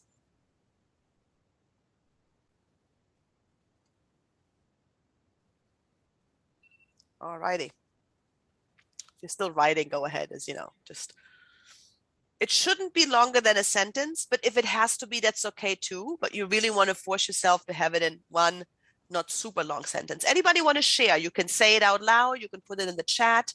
You don't have to share. This is, you know, for you, but if anybody would like to, I'm curious to hear about it. Not all at once. Okay, I can. Go ahead, Nida. Actually, through my study, I want to show that there is an easy way for the patient to explain their pain. Usually, we use a visual analog scale to assess the pain, but I want to replace this scale with the full cup test. Got it. So you want to find a better method. Because whenever low education patients see the documents, whenever low education patients look the documents or papers, they got nervous. They will face difficulty to explain their pain by a pen or writing or etc. So I want to show the cup. So if the cup is full, they can correlate. They have severe pain. Empty cup means no pain, and half cup means moderate pain. So I want to make ease for the patient. Got it. So the knowledge gap that exists, or the research gap knowledge gap exists, is that the current pain scales that are being used for patients to measure their pain isn't really effective, right? Yes. And so you need better and more creative ways to do that. Easy. Great. Yes. Great. Yes. Super. Thank you, Nida. Let me see. I have some folks here in the chat. Let me look at that. I'm going to open this chat a little bigger. Give me 1 second, everyone. I wrote the same thing in different ways. Go ahead, Emmanuel. You want to talk about it? Okay, but the important thing is that from a user perspective, there's a gap in knowledge on the strategies to effective service delivery during a pandemic, and then which in another way I can also say service utilization from the user perspective and barriers to uptake of available services during a pandemic. Yeah. Okay. So basically you're saying we don't really know why people are not coming to the clinics as much for eye care because of the pandemic, correct? Yeah. Yes. Yes. Okay. Yes. Yeah. Yeah. And then all the other things absolutely important, but that's the sort of plain, like, okay, we don't know why people aren't coming to get their eyes checked when there's a pandemic like COVID-19. That's a problem, right? Because people should get their eyes checked. That's a problem if they don't, because there could be severe consequences, right? Correct. Yeah. Let's see, Erfan, there's currently a dearth of evidence, I love that word, regarding the current network of global actors in the health sector and how they interact with each other. Erfan, that's really general. So current network of global actors in the health sector. Can you tell us a little bit more about it, either writing or if you want to unmute yourself and talk about it? Because as a reader, I'm having a lot of questions like what global actors, what context, what health sector? Is this, patient care? Is this in terms of, patients with cardiac issues? So there's a lot to be unpacked there. If you want to put something else, or Stefan, if you want to talk about it, I'll give you that chance. I'm going to look at some more here. So what I'm trying to say with that, your knowledge gap has to be specific enough so that an audience can quickly understand what it is. Abir is writing, there is a lack of reporting on the quality of students' academic advising in Arab countries. Abir, here, like students' academic advising around what? In medical, I'm assuming, right? In medical education, nursing education, pharmacy, whatever. So there needs to be, so remember, I don't know what your study is about. So I'm like, okay, what's the lack of reporting of academic advising? And reporting in terms of, my question would also be, so reporting in terms of reporting on their grades, their progress, their understanding, right? So there needs to be some more detail there, which is, again, you know what you know. I don't know what you know. Okay, thank you. But good, I found myself writing questions to be answered. Yildiz, you write about questions. Yeah, you know what? You can do this, Yildiz, in whatever format you want. But ultimately, I'd encourage you to write a sentence like that. I'm trying to think. Ultimately, you want to arrive at a statement like, this study fills fills this knowledge gap in the field, colon, and then write out in a sentence. But you can also write it as a question like, don't we, what they actually do in the hospital. I mean that I wrote what they actually do in the hospital regarding the adverse drug reactions, how they report them. They actually report them right now in the situation like this. And then this is what I want to know right now before starting my my research. Yeah. So in a way, I think actually working on putting the question into a statement will get you a better yield on what the research gap is, because the research gap isn't so much a question. The research gap is a statement like, we don't know that XYZ, right? We don't know, as you were saying, you said it beautifully. That's your research gap statement right there, right? We don't know XYZ. Okay, thank you. Sure. Ahmed, is lack of data regarding which more effective single or two retailers raise and bonded bridges. That seems like something from dental work, raise and bonded bridges.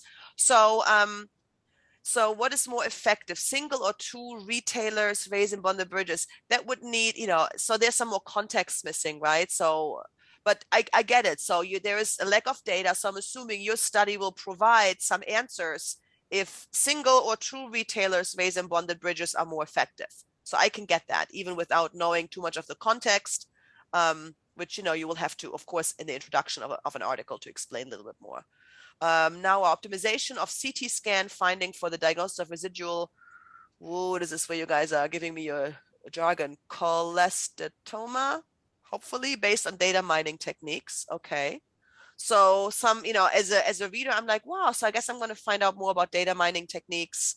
I don't know what residual cholesteatoma is. That tells you my lack of knowledge in the medical field, but you would of course explain what that is. But it's very clear, like what is, you know, your study then will hopefully show some ways to optimize that.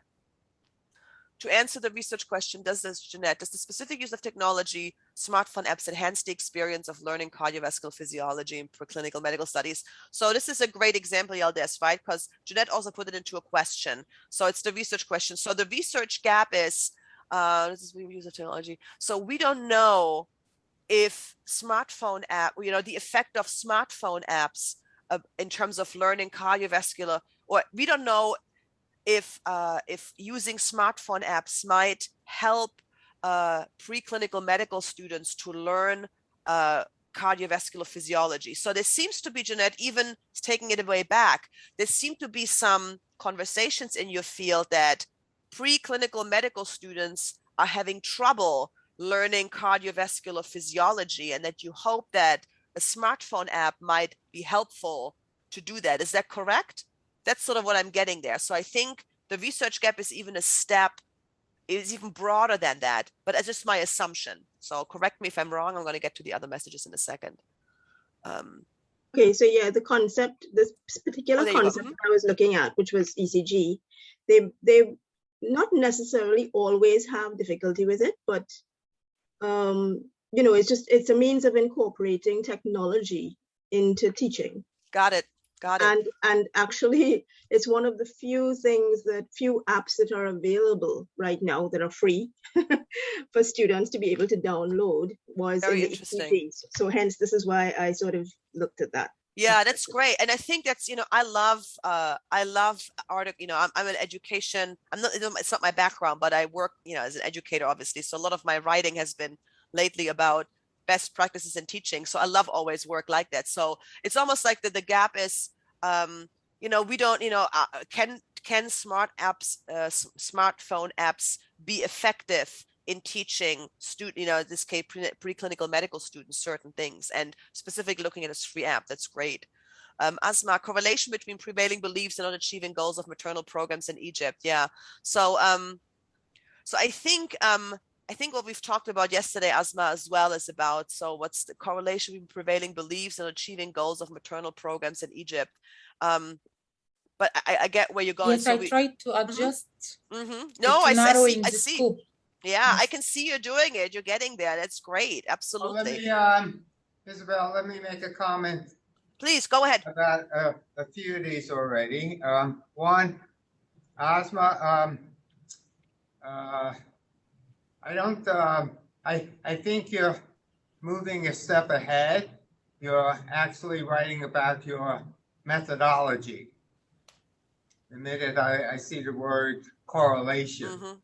So I don't know, I mean, I might be able to guess what the research question is, but the minute I see correlation, that's not a research question.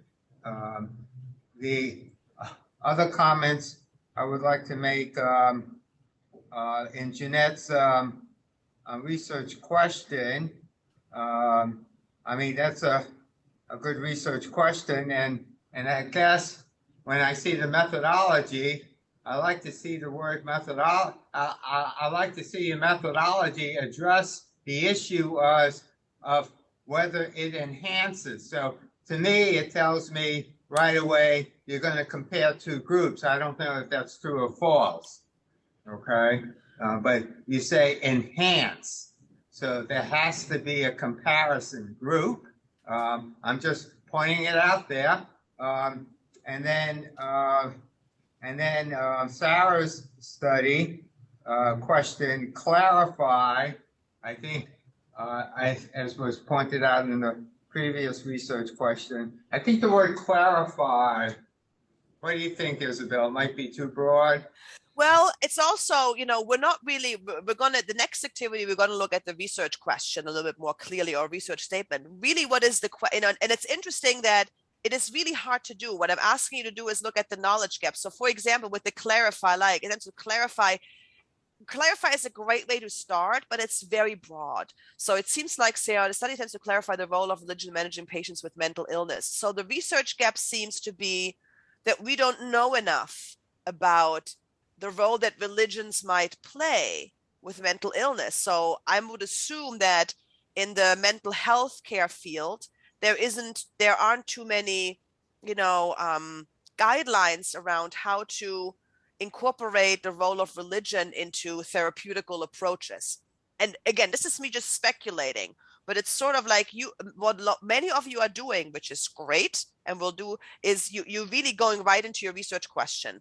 And in a way, your research question is, of course, driven by the gap, but the gap is, it's a little bit kind of larger and before that, if that makes any sense, right? So what is it? Why did you end up with this research question? Well, because mental health care professionals don't get any guidance on how to incorporate religions when working with patients with mental illness, right? So clarify the role. There's a lot to unpack there. Does that make sense? Let me also just emphasize what I think I said yesterday is that, well, you have your gap, and the gap could be very wide. And correct. You don't want to take on the world. Correct. So there's the gap, which could be used. And now, when you write your research question, you want to be, this is the time where you have to start focusing. You have to start narrowing where you want to put your energies on in. And so you're continuing going down that upside down pyramid, trying to focus. So actually, there is a step from the gap to the question, and then to the when you want to write your study objectives, and so it's a continual process of narrowing down until you are very focused on what you want to do. And in fact, I think a useful exercise is, this was very good. Isabel asked for the gap, and she got more than what she asked for. And there's the gap, and then there's the gap. So what I'm trying to say is that I think that a useful exercise for everyone to do in the forum for tomorrow is, I keep on saying revising your papers. Obviously, that's scaring a lot of people. As I said before, the word paper. And I think everyone, now that you've had some experience about the gap, I think everyone needs to now, I think you know what the gap is. Now, what is your research question? It's actually the next activity, Henry, that I had for them. And we can do it now, or we can use that for a later activity. I know we're running up with time here. Yeah, right. So can I say something quickly about the research, the slide that I have up right now in the research question? Sure. Yeah. Right, go ahead. And Henry is completely right. So I think it's important. The reason why I'm having you do some work on and asking you to push, go broader, go more general in the research gap, rather than focusing on your research question. I want you to be aware. I forgot about this. Yeah. Isabel, go ahead, go over this. Yeah. Right. So we went over this yesterday. The reason why we talk about the gap is because the gap will drive your story, and it will drive ultimately how you introduce your research question ultimately already in the proposal in that background section, but particularly in your manuscript later on, right? So that will, and having that and knowing how you go from this broad, okay, this is the gap, and I love this one example here. I think, Elvis, you were the one who put it on there. Hold on, where is it? Everybody is right where you're supposed to be, right? You're oscillating between being too specific, too broad, not detailed enough. That's totally okay. So if you would have the perfect research question right now, you probably would have done the study already, or you would in the middle of it. So this exploratory work, it's totally fine, is exactly where you need to be. There it is, Nidhikom. This study fills the following knowledge gap due to limited information related to why COVID is not severe in children. So, right, that's the knowledge gap. Why is COVID-19 not as severe in children? Wow, that's a, we don't know. That's the knowledge gap, right? We don't know why children don't tend to have such strong reactions to the virus as adults. And then, the study is about COVID-19 affecting particularly exacerbated conditions of asthmatic children in Cameroon. So there is some more specificity. There's still some work to be done on the research question, right? But you start general with, it's a great example. So thanks, Elvis, for putting this up there. Why don't we know, why aren't children affected by COVID-19? And then we'll look at, well, particularly with asthmatic children in Cameroon, there might be some different things that we can learn about, right? So that's the kind of broad to narrow. Or in the case of Jeanette, right, your example, and I love what you said here, effectiveness of smartphone apps in the experience of learning cardiovascular physiology in preclinical medical students. That might even be broader, could even be broader, like the effectiveness of smartphone apps for medical education in general, right? And you're going to look particularly at learning about the cardiovascular physiology with this particular app. So it's that constant dance you do from broad to narrow, and the narrow will become narrower and more, more finessed the more work you do this. And have Katrina here, safety culture has not been defined as an operational concept in the literature. My study defines safety culture and integrates it into occupational safety within the context of academic research laboratories. So that's also a great example, Katrina, like safety culture is this concept that the literature hasn't clearly defined. Your particular work will focus on academic research laboratories. And then, again, there's more work to do around how exactly you're going to do that, right? And I know you're doing it. But that's exactly that kind of broad to narrow that is really helpful. And so if you look, if you look at the slide right now that's on the screen, it's also on your handout as a second activity. And I don't know, Henry, I know that we have the presentation about authorship soon, and I think I'm out of time, even though I have more stuff, but we can do it some other time, and I can record some videos on this too. Do we have time to do this activity, or at least explain it? How would you like to proceed, Henry? I'll defer to you on that. Why don't you explain it? We're not going to have time to go into the breakout rooms. So there are three phrases that Henry and I kind of wordsmithed yesterday a little bit that might be useful to use as a template. So you have this gap. So the gap is, let's say, I'm going to use you, Jeanette, because you're up on my screen here. So the gap is that we don't know if, how effective smart app technologies can be in medical education, right? Because we're interested in technology and learning. So this gap prompted us to investigate whether, right, this particular app for what is it? I can't even remember this, cardiovascular physiology, right? Or in the case of, I think Elvis, yours was, I have this up here, we don't know why children don't react to COVID-19 the way that adults do. This gap, prompted us to investigate whether. That's one way you can then formulate your research question. So you'll be filling in your blank right here. Your stuff comes in here. And maybe I should put in here, and I will put this later, this gap to make sure, okay, this is tough with the writing, right? This gap prompted us to investigate.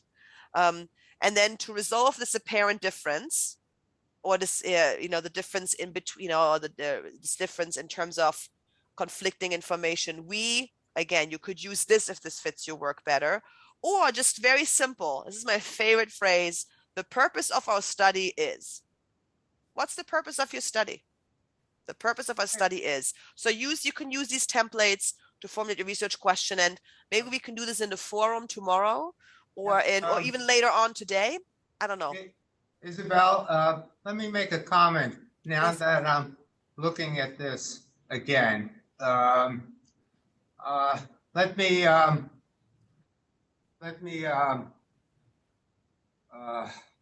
put this forward that I think all those sentences are really clarifying what is the specific aim of of the study. I think you go from the research gap to the research question, To the aim. and from the research question, well, in the literature, different funders use either aims or objectives. So let me put it this way. The research question, well, you go for, we want to know what your research question is. And from your research question, you're going to tell us what is the aim or the objective of your research from the question. So again, it's this continual process of narrowing down. So you have your gap. Okay, I'm going to take one part of that gap. Here's my research question. And now what I think those sentences are rather aims. Okay, yeah, this gap. Okay, I think again, just thinking about analytically, we go from the gap to the question, and from the question, okay, this is my question, and this is how I'm going to answer the question, and your objectives serves as the vehicles to answer your question. How does that sound? I mean, you could criticize that. I have thick skin here, but even this early in the morning on the weekend. I know, right? So, but I think I mentioned this yesterday. You have your research question, and then I know when I write what's called a specific aims page, this is my question, and hence, therefore, the objectives of this research is 1, 2, 3. If that makes sense. So yeah, that's the NIH approach towards doing that. You're absolutely right. But I think that works in very much other so. Research very much activities as well. I mean, I could go even further back and say, what's the goal? What's your goal? And frequently the goal is, what do I want to achieve in my career? Again, it's a narrowing down. This is my goal. I want to solve leukemia or whatever, okay? Okay, now I'm not going to do that in one project, okay? But that's my overall goal. So what's my question? And then what are my objectives? So again, it's a continual process of narrowing down, being focused. Right, yeah. Funnel shape thing. I like that, Fahad. Funnel shape. Right, yes, right. And I think the imagery helps here. Yeah. With the writing. So anyway, and I think the purpose of this study, I see that more of an objective rather than a research question. But it's based on your research question. Yes. And often what happens, and these phrases are phrases I've taken out of sample articles, right? I mean, we see this all the time as phrases at the end of introduction sections, right? That's the kind of language that many of us use consistently in our writing. And often we don't actually write out, we don't often write, we have the following research question. In some journals you might, but in many cases, you actually don't write out the research question. You phrase it as part of it drives what you're presenting to your readers at what you are trying to find out in your study. And then of course your methods results answer the how and what, and your discussion answers the why it's important. Does it make sense, Henry? So often I find the research question is something that you'll have to do and work on before you start your study, in formulating it and constantly changing it, but it then morphs into this sort of statement of purpose for your actual paper. everything, right, everything comes from the research question. And I like the questions that Emmanuel wrote in the chat box. And now, based on those questions, what are your specific aims or objectives? Or in other words, how are you going to answer the question? So we talked about questions and answers, and I think the objectives frames the answers to your question, because if your research methodology achieves your objectives, you have answered the question. That, I think, is the logical framework here. I think. Yep. No, I agree. And I put this triangle drawing here, which is, not the greatest drawing. That's that funnel shape, right? So, and if you think of your traditional, I didn't do this earlier. If you think of your traditional research article, your introduction is here, your methods, results get very specific, and then your discussion section, sorry about this drawing, sort of starts from very particular to broad, right? And again, we'll talk a lot about this a little bit later, but for your research proposal, it's the same way. You have your background, identifying this research gap, and then getting to your research question, and then what are your aims, and then ultimately how you're going to do it, how you're going to answer it. It's a terrible drawing. I apologize for that. It's hard to do with the mouse, but you get the picture. That's why you got to use the Apple Pencil. I know. I don't have the best setup for my Apple Pencil thing here at home, so I can't do it on my computer that I'm using here, unfortunately, Henry. I know. I love many of the videos that you'll see where I'm actually drawing on the screen, I'm using my Apple Pencil. It looks a lot better. Well, why don't Isabel, why don't yeah, we can stop here. That's great. I have a bunch of more slides. To take off on what you wanted the group to do on this paper, what about if we simply say this? In the discussion forum, by tomorrow, very simple, everyone should write down their research question. What is the question you're trying to answer? And then write down 1 or 2 objectives, which serves as a framework for how you're going to answer the question. And we'll be looking at what you're writing down and making comments on what your research question is and what your objectives. Okay, I think this is the will make a huge progression in advancing your ability to write your proposal. We got to get that question down. What is your question and what is your objectives? And then we could start thinking about your research methodology.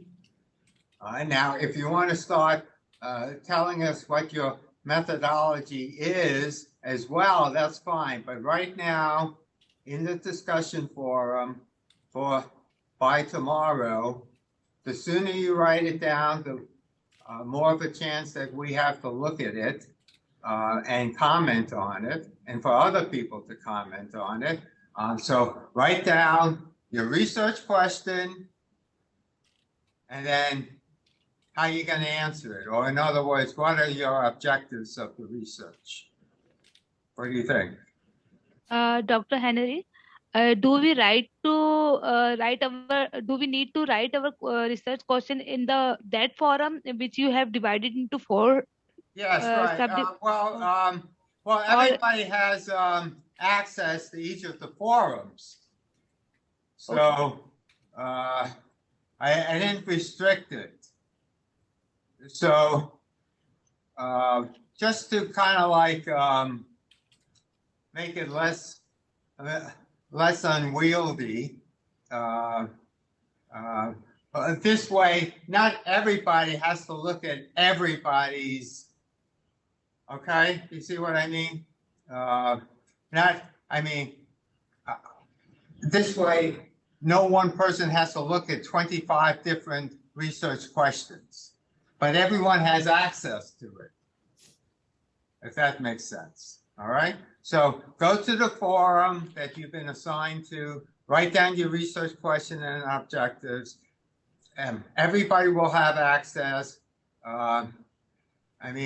If you have time to make a comment on your colleague's question, that's fine, but the faculty will try to address your responses by tomorrow, okay? So I know I scared everyone when I say revise your papers, and hence nobody did it. Okay, so I get it. Okay, just write down your question and your objectives. All right? How's that? Okay. All right. So, Isabel, some final thoughts. Oh boy, I got a bunch of final thoughts. Yes, right.